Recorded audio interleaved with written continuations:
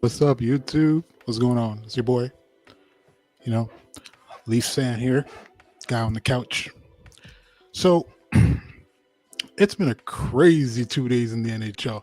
I was going to start this off by talking about the Leafs game tonight versus the Flames, but let's touch up on what's been happening in the league and especially in Canada the last couple of days. Let's start in Montreal.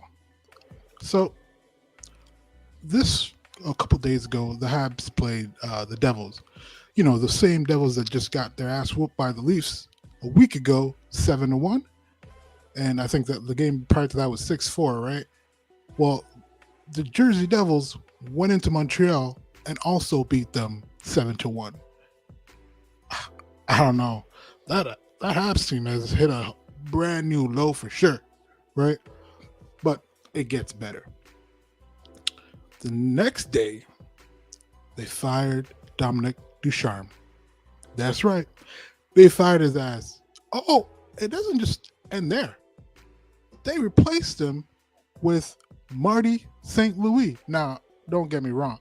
Marty had a Hall of Fame career. He's banging. Like he's been great. He was great in Tampa. You know, wasn't that great with the Rangers, but whatever. Marty St. Louis had a great career. He was just recently coaching a Pee Wee team. So, I mean, that's, other than his playing days, that's the only coaching, experience that he's got. So he's now your new bench boss in Montreal. That should be interesting. That's definitely going to be interesting. And then today, it got even better. The Edmonton Oilers fired Dave Tippett. Now, I get the Oilers firing Tippett because they can still, make the playoffs. They still have a chance of making the playoffs. But what I don't understand is Montreal firing Ducharme. You're basically last place right now. What's the point? You're tanking. Leave the man to do whatever job he's been doing and let the tank continue. Just let him finish the job. You know what I mean? It makes no sense to me as to why you'd fire him now and not at the end of the season in April when he's done his job. He got you your, top 4 pick, right? That's probably what the Habs are going to end up with. I don't get it. I mean, maybe, I have a feeling that Bergevin knew this man wouldn't last the whole year, and that's why he gave him that contract before he left, right? Just give him some money for that, Stanley Cup Finals appearance that he gave the Habs. Either way, like I said, Arizona is also, it was approved today for them to play in that ASU arena with 5,000 fans for an NHL team. 5,000 fans is absolutely embarrassing. Come on now, Gary, it's time to do something about this team. Get them the hell out of there, all right? But anyways, enough about those trash teams. Let's talk about our team, our beautiful Maple Leafs team right here. So, as you all know, tonight we're playing the Calgary Flames. And here you go. There's a head-to-head matchup. As you can see, the record between these two teams over the last 3 seasons, the Leafs have a 7-3-2 record versus the Flames. The Flames are 5-5-2 in those games. So it's safe to say the Leafs have pretty much dominated the Flames within the last 3 years. I think it's going to be an interesting game tonight. I'm expecting... Jake Muzzin actually returned to the game tonight. He hasn't played since January 15th, I believe it was. But he's back tonight. And I hope he's ready to go. And, I kind of hope the rest that Muzzin got over the last few weeks here, I hope it changes his game a little bit when he comes back to the old Muzzin, the one that when we first got him was amazing on defense, and not the Muzzin right now who seems to look like he's lost 2 steps. He's had an awful year. I don't know what the reason is, because he's still been playing with Justin Hall, but it just seems like they're both tanking it this year. It's not been good. But he's back now, It's still better because I'd rather have Muzzin in the on defense than Travis Dermott or yeah, Dermott, because Lilligren, like I keep saying, Lilligren is learning the game. So whatever, I'll lay off Lilligren for now. But Dermott, I expect a lot more than what he's been showing, and it's just not good enough. Hall is definitely not good enough. Like, this man is absolutely terrible on defense. If his contract wasn't what it was, I'm pretty sure, like, and if the Leafs had other defensemen that could play, I'm pretty sure he wouldn't be in the lineup on a nightly basis because, like, obviously, I mean, he's been serviceable the past couple of years, but you can kind of see why Babcock sat him for like 70 something games a few years. Like, he's just, I don't know, he's horror awful. Like, you know what I mean? But anyways, Jack Campbell returns back to the net tonight, which I'm cool with, but at the same time, I wanted to see Mrazek get more games. He's been playing well lately. I don't know why you don't give him, like, a run of 3, 4, or 5 games or so and let him see what he can do. Right? He's been good. He's been doing well for us, so I'm cool with him playing some games.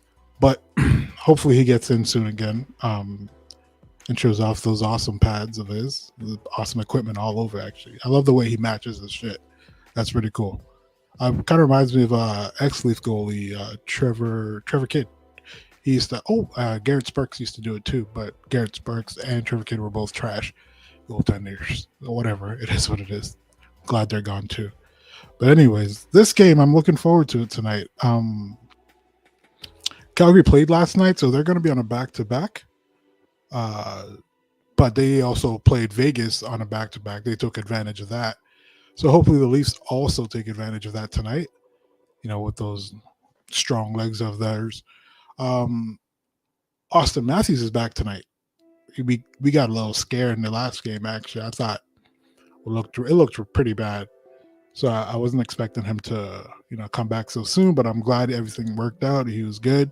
That night after the injury, he was okay. The next day, he said he felt better. He was actually, I believe, the next day he was off. The day after, he came back to practice, and he said he was feeling good.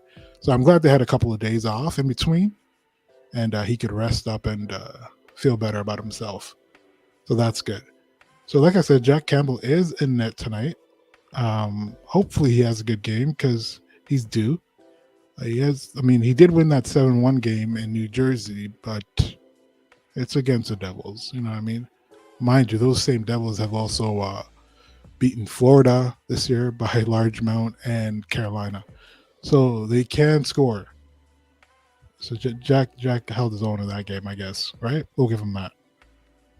But yeah, tonight, what I'm looking forward to is hoping Mitch Marner extends his streak to 9 games. That would be pretty awesome to see that. Mitchie, 9-game scoring streak, goals. I want to see power play goals, assists. Campbell, I want to see him with a really good, solid performance tonight. Matty, I hope he gets a goal again tonight, continues to feel good.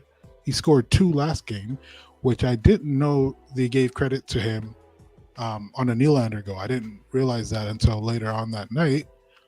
So, yeah, he scored 2. He's now got 31 on the season. So that's awesome. Matty, I'm thinking by the end of the year, is 60 too much to ask for? Because I feel like he can hit 60. You know what I mean? Like, the way this guy scores, he's a machine. Like, I feel like he can get 60 and he'll definitely win the Rocket. Ovechkin slowed the hell down. I guess that's the old age catching up to him.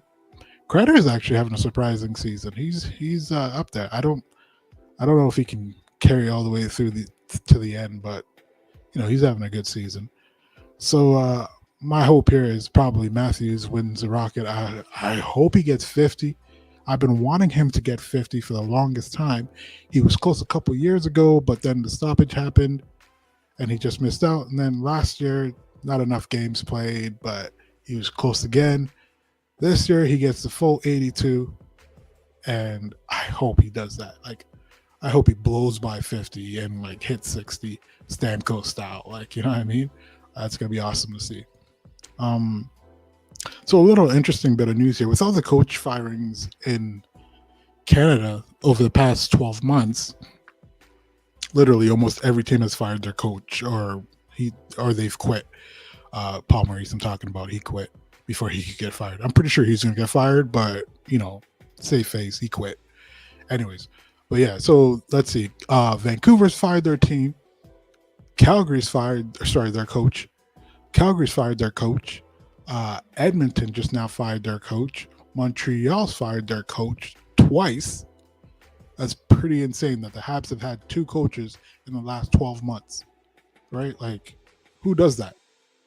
Anyways, but that's the new NHL we're in right now. Like, you can't just trade players and get rid of players that aren't working out. You can't make blockbuster trades. So the only thing you're left with now is firing your coach. That's the only in-season bullet that you have until the trade deadline comes, and then you got to try and figure out how that works with your salary cap. But so with all these coaches being fired now, that leaves, I believe, DJ Smith in Ottawa and Sheldon Keefe in Toronto as longest serving coaches now in Canada. I don't think either one of them have even coached an 82 game season yet, because Keefe came in that year that Babcock got fired in November, right? So he didn't get that full 82. DJ Smith started that year, but again, that was the same year that we had the stoppage and had to go play in the bubble. Right? So he didn't get that full 82 either. So it's kind of crazy to think that these coaches haven't even had a full 82 game season, and they're now the longest serving coaches in the league, in Canada for their respective teams. That's crazy how the NHL works now. Personally, how I feel about the salary cap, like, I don't know. I think it'd be great if we had a luxury cap. Like, you know what I mean? Like, you go over that, you get taxed. That would be pretty awesome. But that's for another day's conversation. Anyways, tonight's game's at 9 Eastern time. Calgary. Leafs better rip it up over there, because I'm not trying to see those Flames, win tonight. Oh, actually, one last thing before I go. Matthew Tkachuk, is it just me, or has he changed his game a little bit under Daryl Sutter? Like, he doesn't have that pest in him anymore, or it doesn't seem like he does, and he's never in the news anymore for doing something stupid. Like, and he was in the news almost all the time before Daryl Sutter came along, right? So I'm wondering, like, what kind of talk they had for him to stop his shit and actually just concentrate on playing hockey. Either way, I'm looking forward to the game tonight. Hope he doesn't do anything stupid, and I hope we get the win tonight. So thanks for joining me, and I'll see you after the game. Remember, like and subscribe. I'll be back later tonight or tomorrow, depending on how late this game goes, and we'll talk some more. Thank you. Have a good night.